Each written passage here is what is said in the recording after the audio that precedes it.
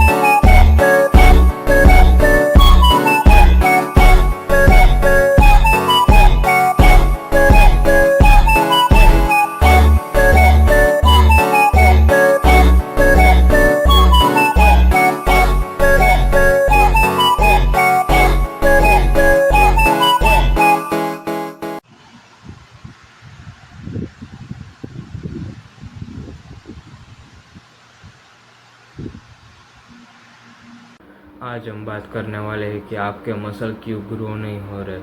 अगर आप home workout करते हो तो मैं आपको सजेस्ट करूँ कि आप एक अच्छे सा जिम ज्वाइन करो, क्योंकि होम वर्कआउट से साइज पुट ऑन करने में ज़्यादा दिक्कत आती है। ऐसा बोल के मैं आपको डीमोटिवेट नहीं करना चाहता, क्योंकि मैं भी पहले होम वर्कआउट ही करता था और उससे मुझे थोड़े रिजल्ट भी मिले थे। और लेकिन मैं आपको सजेस्ट करूँगा आप एक अच्छा जिम ज्वाइन करो, कि आपको अगर आप होम वर्कआउट करते हो तो आपको ट्राइसेप करना होगा, तो आप क्या करेंगे, हैंडस्टैंड, पुशअप या फिर डिप्स। इससे आप प्रॉपर ट्राइसेप को ब्रेक नहीं कर सकते। अगर आपको जल्दी से मसल बनाने, जल्दी से रिजल्ट चाहिए, तो आपको जिम जाना होगा और जिम में अच्छे से उस मसल को तोड़ना पड़ेगा और उस मसल को अच्छे से रिकवर करना पड़ेगा, तभी मसल बनते हैं। और आप जिम ज्वाइन करोगे तो एक अच्छा जिम ज्वाइन करना, जहाँ पे ऐसे लोगों की आपको ऐसा लगेगा कि वो आपका दिल निकल के खा जाने वाले हैं, लेकिन वो दिखने में सिर्फ ऐसे डरावने लोग होते हैं, लेकिन वो अच्छे लोग होते हैं। अगर आपको कोई मशीन हो या फिर कोई एक्सरसाइज हो जो आपको परफॉर्म करने में दिक्कत आ रही हो, तो आप उनसे पूछ सकते हो और वो अच्छे से रिप्लाई भी करेंगे। दूसरी बात है प्रोग्रेसिव ओवरलोड। प्रोग्रेसिव ओवरलोड का मतलब है कि आप टाइम बीतने के साथ अपने वेट को इंक्रीज़ करो। ये अगर आप जिम में बिगिनर हो, आपको 2 या 3 महीने हुए जिम जाके, तो आप पहले वेट को देखो, आप कितने वेट्स परफॉर्म कर रहे हो और धीरे धीरे उस वेट को बढ़ाओ। और अगर आप नए हो जिम में, सिर्फ 1 महीने हुए, तो आप ये देखो कि आप रोज़ जिम जाओ। और अगर आप 1-2 साल हो गए वर्कआउट करते करते, तो अगर आपके वेट्स मशीन में नहीं बढ़ रहे हैं, तो वो फिर अलग बात है। तीसरी बात, फेलियर तक जाना सीखो। फेलियर तक किसे जाना कहते हैं कि फेलियर किसे कहते हैं कि आपने कितने सारे बॉडी बिल्डर को देखा होगा, जब वो वर्कआउट करते हैं तो उनके अजीब से चेहरे बनते हैं। वो चेहरे ऐसे ही नहीं बनते, वो अपने हर एक सेट में फेलियर तक जाते हैं, इसलिए वो चेहरे उनके से बन जाते हैं। और आपको फेलियर तक जाना पता है, तो मैं को पता, अगर आपने फेलियर तक जाना इसे कहते हैं कि आप जब चेस्ट प्रेस कर रहे हो, मशीन चेस्ट पे कोई भी एक्सरसाइज, इसमें आपने 12 रेप्यूटेशन लगाया, लेकिन आप में इतनी एनर्जी भी नहीं, उससे आप एक और रेप लगा पाओ, इसे फेलियर तक जाना कहते हैं। चौथी गलती स्लीप। अपनी स्लीप को अच्छी रखो।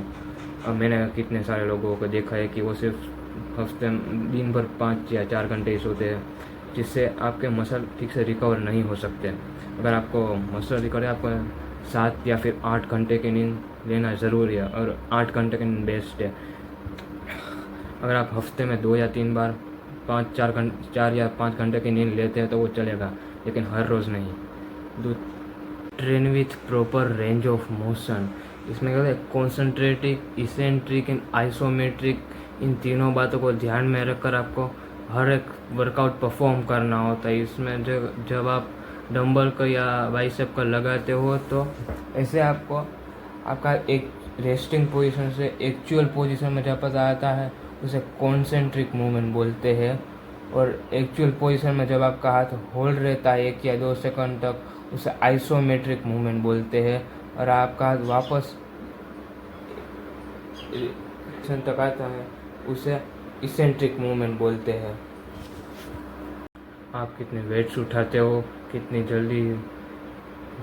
जल्दी वर्कआउट परफॉर्म करते हो, ये चीज़ मायने नहीं रखती।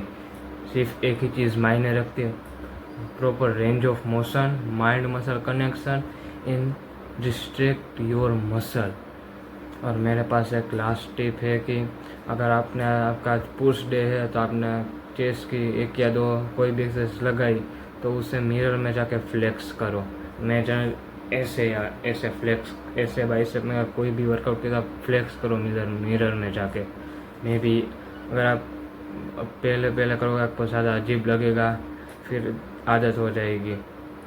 और अगर आपको पंप फील नहीं हो रहा है तो या तो आपने वो ठीक ज़्यादा वेट लिया था, या फिर अच्छे से माइंड मसल कनेक्शन नहीं बनाया था, या फिर आपने अच्छे से उसको परफॉर्म नहीं किया। इसलिए ज़्यादा अगर आपको माइंड मसल अच्छे से बनाना है तो उस वेट कंट्रोल में उस मूवमेंट को परफॉर्म करना होगा जो आप वर्कआउट करते हो। और बेसिक की चीज़ तो आपको पता ही होगी कि आपको डेली प्रोटीन इंटेक कितना करना है, कितना आपका डाइट क्लीन होना चाहिए, अच्छा होना चाहिए। अगर आपको ये वीडियो पसंद आए हो तो लाइक एंड सब्सक्राइब कर देना।